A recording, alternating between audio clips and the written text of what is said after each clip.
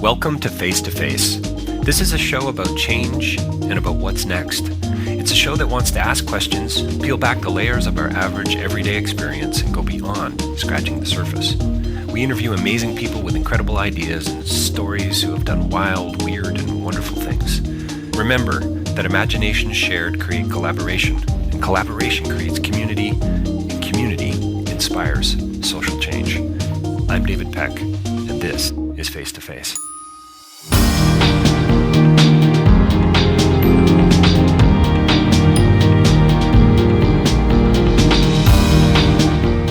So welcome to another edition of Face to Face. Here we are in Phnom Penh with a friend of mine and somebody I have a great amount of respect for, Janne Ritskes. She's a Canadian who's been working here since 1994, I believe. 1992. 1992. So thank you for joining us, Jen.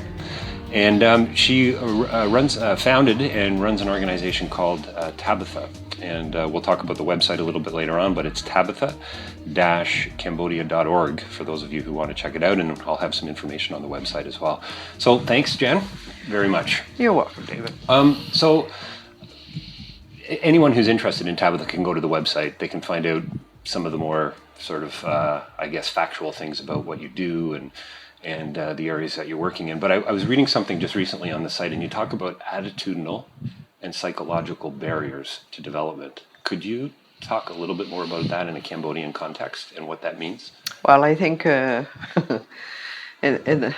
Cambodia has gone through an era of, they were involved with the Vietnam War and indiscriminate bombing, killed 1 million of them, and gave rise to the Pol Pot Khmer Rouge regime. And that, of course, killed another 2 million and displaced, I would probably say, another 2 million worldwide. And it was also punished, it's still in some ways being punished by the international community. I'm not quite sure why, but for the vast majority of people over 40, well, for all the people over 40, that era has left deep trauma. It was a lifetime in many ways, 30, 35 years of it. And so you have a country that was destroyed and deliberately destroyed. And I think with the support of the international community, I think if Cambodia had disappeared off the face of the earth, nobody would have cared. Right. It wouldn't have mattered one iota. And that leaves people pretty much shell-shocked, deeply traumatized.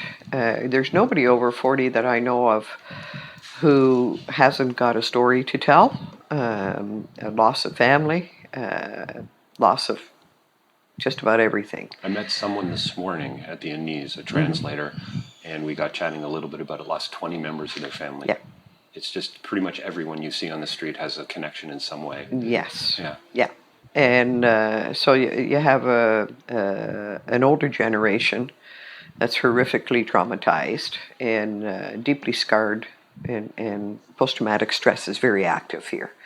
And then you have a very young generation who, like our generation after World War II, our parents had gone through a lot, were determined that their children are not going to suffer, and as best as they can will try and give those children whatever they can. Poverty, I would say 90% of the population lives in the rural countryside, and poverty is probably at about 75% now. Wow, very high. Very high, and it's got to do with fear, although security has been now for, I would say, a good 10 years. That helps a lot. But the weather patterns are changed, and, if you don't grow your one rice crop, you're in real deep trouble for the rest of the year. You need about 3 crops a year? You need to grow food year-round. Year-round. And Cambodia can grow food year-round. It is a country that can do that. There is enough water, those kinds of things. But anyway, you end up with an attitude where I am bad is normally the word I hear. I am bad. This all happened because somehow something I did. I deserve it. I deserve it. But they can't tell you what they did. That's, they just know that the gods are angry and that they were punished. But not quite sure what that sin was. So it's related to karma in some way? Yeah, I think those are all easy words. Yeah, I think yeah. we have to be very careful with that. I think a lot of people, if you work in any third world country, God is very real, but it's often a very angry God, whatever name you call him. And there's often punishment, sin and punishment are now. Forget about the afterlife, that's going to be even worse. Right. That kind of thing, you know? So, yeah, it's an attitudinal thing. And we work, if you don't change that attitude, if you don't have some kind of mechanism to change the attitude of despair, giving up, doesn't matter, then anything you do won't work. So for you, development really is about a very personal and internal Change. seed or change Yes. that has to occur before anything like an HIV/AIDS program or water and sanitation or whatever it might be is going to Yeah, actually work. that's correct. Long term. That's right. To ultimately be sustainable. Yeah, I know people who,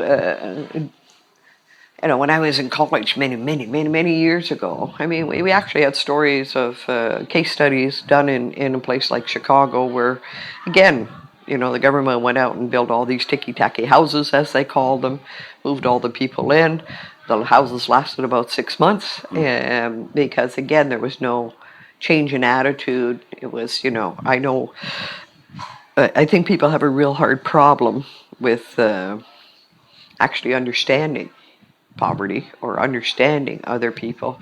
We're very narrow-minded in a lot of ways. We look at people and we have decided that we know all the answers. And we never have questions. We all have answers. And then it's people's fault when they don't accept those answers. Have you seen a lot of what you would call, or what I would call, white Western arrogance in the development community here in Cambodia? I think it's arrogance all over the world. All over the world, That's not exclusive to the whites. Yeah. I think around the world we have this this movement for mediocrity, status quo. Yes. Don't rock the boat. In Western worlds, we tend to have a sense of an entitlement with that, so Right. that makes us really dangerous. I think in Asia, they're still up and coming for many countries. Some countries have arrived, but there's some countries who haven't. And so the status quo, mediocrity, all governments push for it. Right. I don't know any government on earth, when we talk about democracy, there's freedom. There isn't. You are so regulated. We are so told who we are, what we are. So I think, again, but it's all a methodology to keep us all status quo. Right. Don't rock the boat. Don't rock the boat. Don't question. Don't challenge. Question. Don't challenge. There's a few of us at the top. We know what we're doing, and we will tell you. Right. Right. And what scares me is that we all accept it. It is a bit of a frightening thing how we seem to all just sort of acquiesce Yes. in so many ways. And Yes. then every now and then you hear a great story about somebody who did fight back or who does stand up and Yeah. really stands out. Jan, how do you define poverty? You spent many years in the Philippines. You spent many years now in Cambodia. I think you have to define it in various ways. The easiest and the one that most people use is material things. Yes. Yeah. And that's very obvious. Again, in the Western world, we don't know what poverty is. We don't understand it because we don't have it. And we think we do, but we don't. Poverty is having nothing. Eating one time a day, and then various, working at getting water, working at just about everything. It's underemployment. Working hard. I think poor people work harder than most people on earth and get very, very little recompense for it. I remember reading somebody, Jan, who said that anyone who doesn't believe that most of the people working in the developing world are not industrious or hard workers has never actually visited a country and seen them working on the side of the road. I also believe there are also people who've never worked hard themselves. Right. And no, truthfully speaking, Yeah. because it's usually hard physical labor. Right. And it's usually 12-hour days, Yeah. and it's under very trying circumstances. and very little recompense for it. So I think the norm is that we judge everything materially, and part of poverty is exactly that. But I think there's a larger part of poverty which is attitudinal. It becomes almost a norm. It's a cultural thing. Right. And if you don't break that, the material stuff's not going to happen. It's not going to happen. Yeah. So would you define poverty in Cambodia as a lack of opportunity? Being unable to Oh, access? I think originally when I came, security was probably the major cause of poverty, without question. You mean security like just not feeling safe? Yeah, physical security. Physical security. When I arrived, the Khmer Rouge were still very active. Oh, I see, They were okay. still supported by the. I think there's a misunderstanding about Cambodia. They think everything ended years ago, and it didn't. Khmer Rouge were active and supported by the United Nations up until 1988. And when I say the United Nations, all the nations that are involved in that supported the Khmer Rouge. Let's make it very, very clear of what really happened here. And some nations continued to support the Khmer Rouge up until Pol Pot died in 1998. It wasn't until that time security came to Cambodia. Wow. At that, and that meant basically you have landmine problems, you have problems with displacement because the Khmer Rouge could enter into any place in Cambodia and cause havoc. The Cambodian military could enter into any place. You could have civil war anywhere. Here in Phnom Penh, most nights there was gunfire and between the Khmer Rouge and the military on a constant basis. So I think there's a misunderstanding that everything was just hunky-dory because the UN said it was. So Right. the UN is often quite wrong in what they do. Yes. And this is one of those cases. So security is and was probably the major factor in poverty in Cambodia. I think now it's getting used to having security, actually believing it's real. And believing it's real. Right. I think that takes time. If 80% of your family has been killed and you have no land security in many ways, things are pretty rough. I think the last 10 years people have started to believe in it and started to think again, and that's what they tell us, you help us to think again. Tabitha helps. Yeah, that's what they say Tabitha does. You make us think again. You make us think again. That's excellent. Yeah. As a teacher, that's one of the things I try to tell my students. I say, I'm not here to instruct you on what to think, but I hope that I'm going to enable you to think a little differently about different issues. I'm not going to give you the answers. There are no clear-cut definitions. You want a lack of clarity, go to the UN for a definition on something. Well, I'm not here to criticize the UN, but I'm also not here to say, what happened in Cambodia is our fault. Right. And when I say our fault, I mean all of us. What about trust? I mean, so if there was no security for so many years, the Khmer Rouge, the government, and so on, is there a deep yes.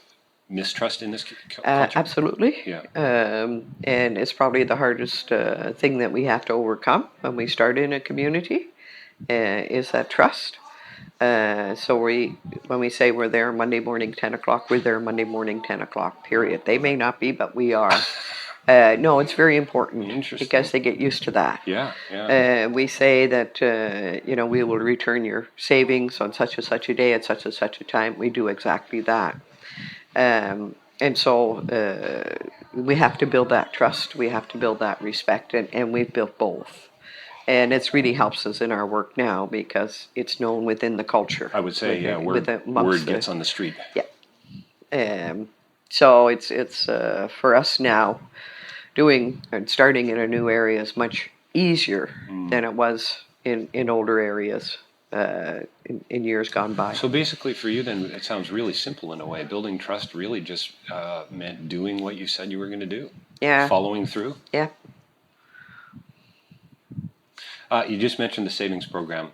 So microeconomic development is taking the world by storm over the last 10 or 15 years in the development community, and most of it is built on the notion of loaning, as you know, loaning people money and charging them a very small amount of interest, Muhammad Yunus and Brack in Bangladesh and so on. But you guys take a very different approach.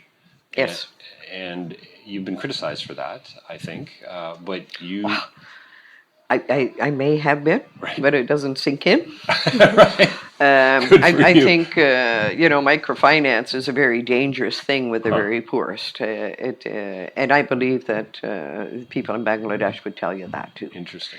I think there has to be great clarification of what everybody's talking about here. Right.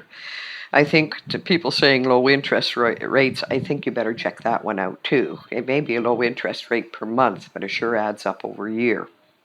And there's many problems with microfinance. The biggest being that if I give a loan, I'm the boss. Yes. I decide what you will do. I will Yes. decide how you will do it. Power I will structure. decide what punishment you will receive, and etc. If you're working with very poor people, and especially in a lifestyle where insecurity and fear is such a great factor, the last thing you would do is give out loans. Because you're going to terrify them. Poverty is, and I could care less whether it was Bangladesh or here. I am sure that a lot of loans aren't repaid because all of a sudden we have a flood, or all of a sudden it's a drought year, or all of a sudden somebody in the family is sick, or whatever. With savings, it's your money. It's their money. They decide.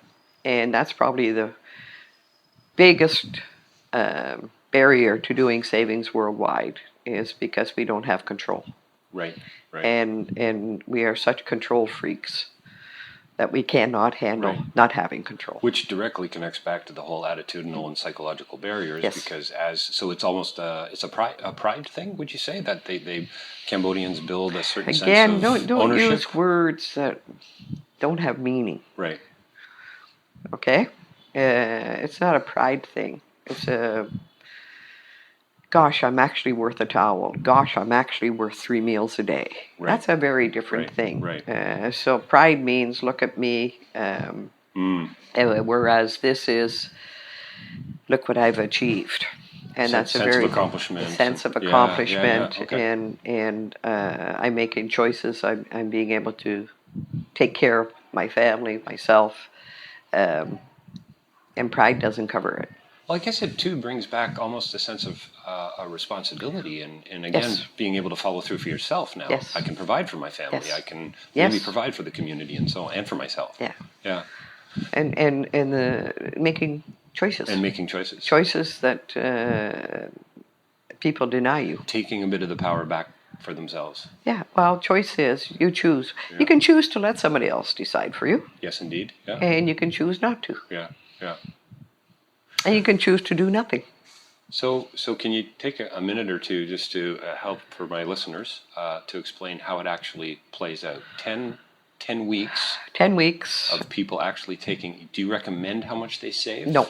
It's again, it's such a simple system that we have real trouble even comprehending it. No, they decide how much they're going to save, and it's very small amounts. Yep. We keep it safe for 10 weeks, and at the end of 10 weeks, we hand it back to them, and we pay them 10%. I'm very aware of the courage it takes to do this, and they have 3 days to buy whatever that thing is. You call it a dream item. It is a dream item. They tell us beforehand what they're saving for, and we expect them to fulfill their own dreams. Obviously, it's something very important to them. May not mean anything to me. Right. But that's not the issue. The issue isn't about us. The issue is about them, and that we are willing to support that. In the end, you'll find that everybody does the same anyway, because people are people. Basics are very important to everybody, and then you move up the... And we're talking about basics. We're talking about... we're talking about basics, and then we move up the ladder to things that are not so basic. Right. Basics being like dishware maybe, or... eating 3 times a day, having 2 sets of clothes or more, having towels to dry yourself off, having pots and pans, having a few dishes. Yes. Yeah, and we have no comprehension of that. So you wouldn't say to somebody, oh, you know what, your son has malaria, so therefore we think you should buy a mosquito net before you buy dishes. That's entirely up for them to decide. That's entirely up Yeah, for them to that's decide. good. Now, when do you pay? When do you pay interest? Do you When we hand the money back. at the 10-day point? Yeah. So it's not you just holding on to the money for them so that you're accumulating it. You actually pay 10% interest. Yes. And then how long would that family be a part of the program for? Average 5 years. 5 years. Some 8 years, some 4 years, depending on what's going on, what the circumstances are, what. And do they graduate on their own, or do you just No. Graduation is our problem. I see. And It's very difficult for us to graduate people. We're cheerleaders, right. and we actually believe in them, and we believe in what they think is important. We're not critical. Right. We don't know everything, That's right. but we do expect them to fulfill their own dreams. So how do you decide one family's 4 years, one family's 6, one's 8? At the end, our big thing is they have a decent home. They have some form of electricity, usually car battery. They usually have transportation, bicycle or motorbike. Their kids are in school. Wow. They have 5 or 6 sources of steady income, animals and food growing. And they can celebrate holidays. So they can, Khmer New Year has its expectations. They can have a wedding, they don't go broke. Somebody can die in their family, and it's not the end of the family. It really is about dignity, Jan. Yeah, so it's quite a process, and they go from pretty much nothing to middle class, rural middle class. So why does Tabitha also do wells and houses? And well, things? water is plentiful in Cambodia, and you can grow food year-round. If you have water. They have to prove to us how they're going to use the well for income, and they may not sell it. So they have to either grow food or raise animals. Normally, at the end of the program, they got 4 or 5 sources of income from the water. And would that be, so that would be like a community-based thing? So you would No, have... it's not. It's family-based. Family-based. So one family would have their own well. If you go community, you got nothing but problems because, some in the community are lazy, truly. Yeah. Some in the community aren't ready. And this is about you. It's not about everybody else. So my family would have their own well, ultimately. You and a couple of other families. Oh, yes. I see. Yeah. So you'd come together and you'd save sort of together and purchase the well together or whatever the case might be. They put some money in, we put money in. They buy the savings, buys the pumps and all that kind of stuff. Right. You and I have chatted before, and you don't like the term capacity building. No, I think that's silly. But it sounds in a way like you're actually building capacity. No, they build capacity. That was the distinction. Capacity again is an assumption. I know what I'm doing. Right. I know all about farming. I know all about animal husbandry. I don't know any of that. They do. They're quite capable. What we do is help them think. We're cheerleaders. So there's an assumption they actually do know what they're doing, which is very difficult, again, for us who've been educated so narrowly. Yeah. And we come here and we say, you should do because the book says so. Right, yeah. But whoever wrote the book never did this, so he hasn't got a clue either. So there's why development has gone so badly is there's way too many experts who've never done anything and know very little. Trying to give advice to people who actually know a lot. I used to have a machine. Just need to open that opportunity. And allow Cambodians or Malawians or Rwandans or whoever it is to make their own decisions and actually build their own sense of self-worth and so on. I used to have a machine shop teacher in high school that defined an expert as an X was a has-been and a spurt was a drip under pressure. Not maybe the funniest joke in the world, but I've never forgotten it. Yeah. Never forgotten it. Well, the word expert scares me now. I'm frightened of people who are experts because often they're very destructive. And they don't even know it. I think that's probably the case. I remember reading a book years ago when I was doing some of the work in development, and it was called Do No Harm, Mary Anderson, and it was about development and relief workers working in a military situation. So the whole idea being, if you are going to provide food, make sure you're not screwing everything up. Yep. Make sure you're not doing a whole lot of damage while Yeah. you go. And I think from my experience, which is limited, that's for sure, I've certainly seen a lot of it Yeah. already. And I haven't exactly been working in the field for a long time. So it's troubling. So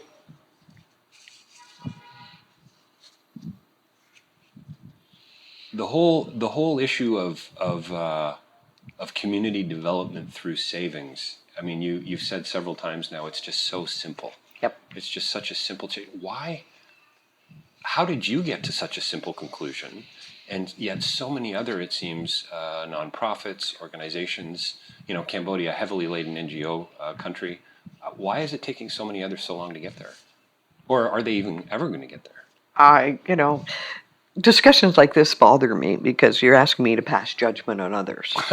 And Right. Well, how about then just... I think each person involved in all of this stuff, we all know whether we're doing right or wrong. It's very clear.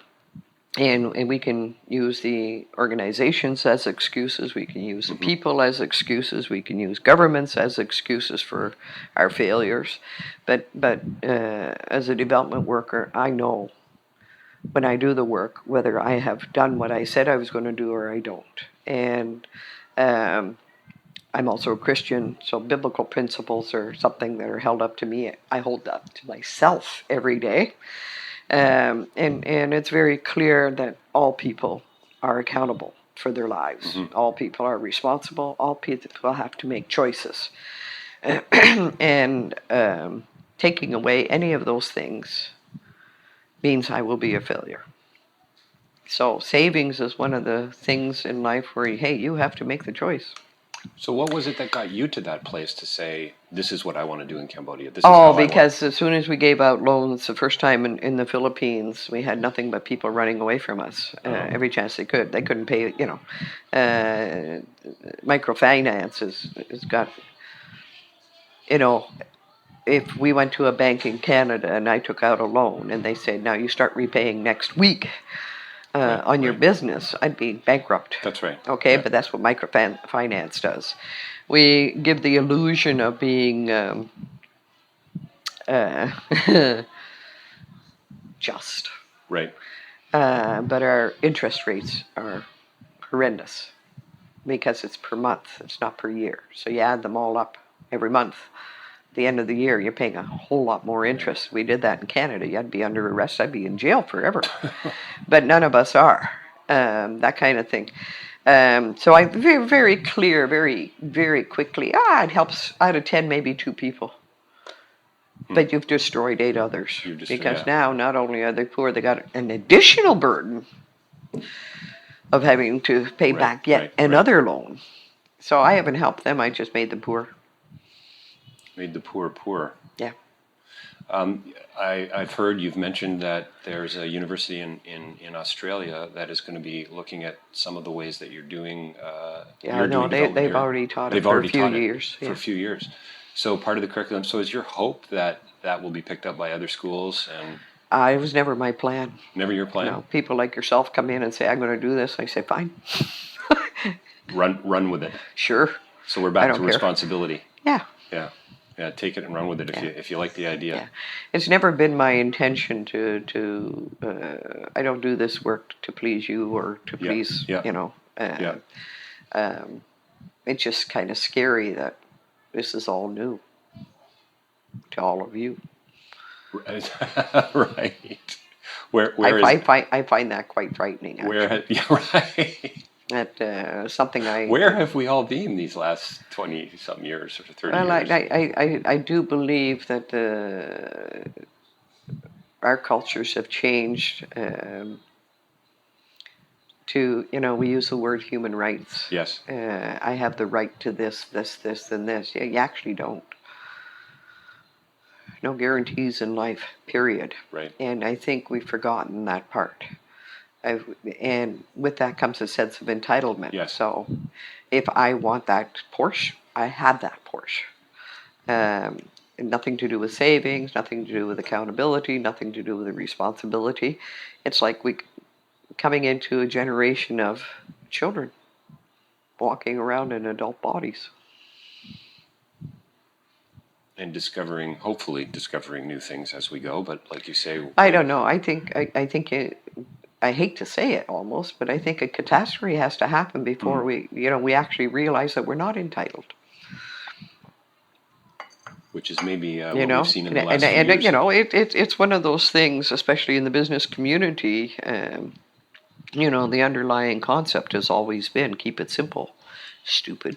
Right. 90% of the people on earth are stupid. And I, it's one of the reasons I'm out of business. I hate that because I do believe many of the credit things that have been going on, for example, here you can have furniture now. Don't have to pay anything. Don't have to do anything for a whole year. You're entitled to it. I think the financial crisis, the first one, is a real warning. I don't think it's sunk in. So I do believe that within the next 10 years, that there will be a massive, massive economic breakdown worldwide. I have a friend who's a hedge fund manager in Toronto, and he's, I don't know if he's prophetic, but he certainly knows his stuff. And he says this crash we had was nothing compared to what's coming. And I believe that's going to happen.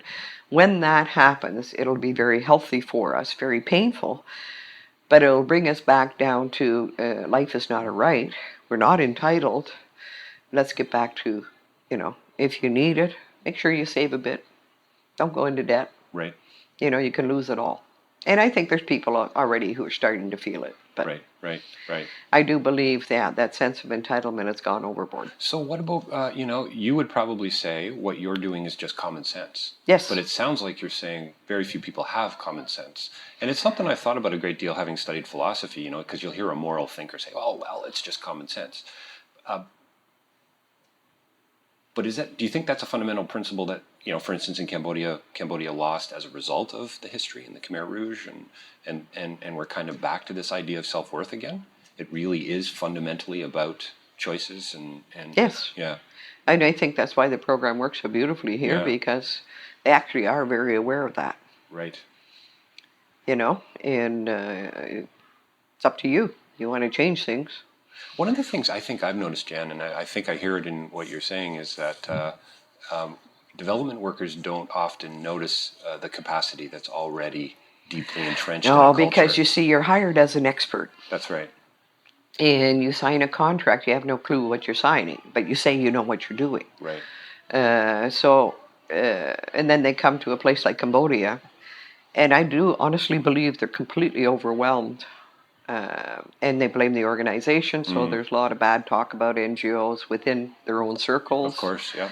And but as I say to them, nobody twisted your arm to sign this contract. You signed it because you said you knew what you're doing. My most common question to all of them is, what are you going to leave behind in 3 years? Because that's normally the average lifespan of any development worker. So what are you going to leave behind? And that's where the anger is, because they can't answer me. They have no idea. So if you don't know why you're here, what you're going to do, how are you going to leave anything behind? Right. And of course, it's the people's fault, it's the government's fault, it's our boss's fault, it's everybody's fault. But theirs. Yeah. So speaking of, just as we kind of wrap up here, speaking of things that leaving behind, you just recently received a pretty substantial award from the Prime Minister of Cambodia for the work that you've been doing. You're a Cambodian citizen, you're up for the Order of Canada, major award from the Prime Minister of Cambodia. What the heck is next? Hospital. Ah, excellent. Tell us just a tiny bit about that. No Quartet Women's Hospital. Yeah, we'd like to, we're in the process of building a women's hospital, because in third world countries, of course, women are the least of the least. And but they're also the ones that hold the society together. I think there's a real problem understanding really what goes on in the world, but it is women who raise the children, who keep the family unit together, bear the burden of just about everything that goes on, and severely punished for it, of course. But one of the issues in all third world countries is that women's gynecological issues are not addressed, not even talked about. Because of that, many of them suffer when they start suffering when they're very, very young. And by the time they're in their 30s, they're just about had it. They're finished. Physically, they can't do it anymore. The pain is constant. And so we're going to build this hospital to turn that around. And I believe we're going to turn the economics of Cambodia around with it. Wow. But it is a very sensitive area in all third world countries. Like to do it in a way that it's a teaching hospital, but also one that we can easily transfer to another third world country and give the women a break.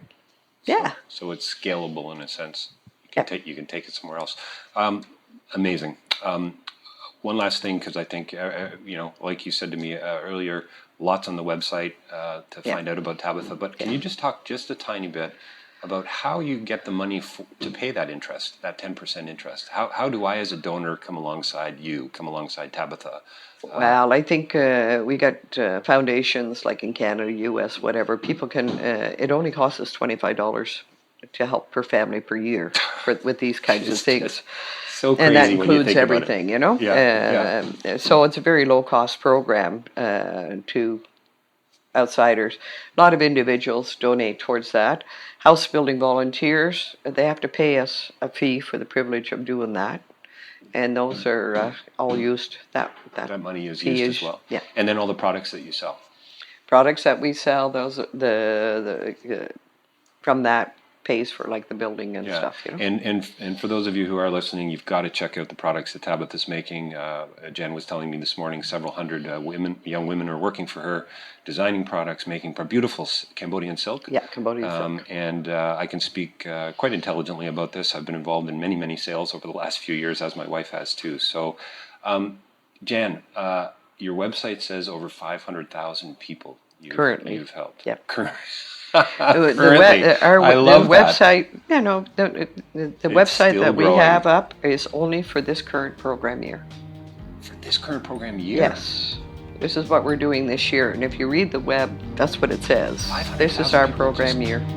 Yeah. Wow. It's incredible. Well, unbelievable legacy. I hope you do get the Order of Canada. Thank you so much for sharing some of your thoughts, and hope to see you again soon. Okay. Thanks David. Bye-bye.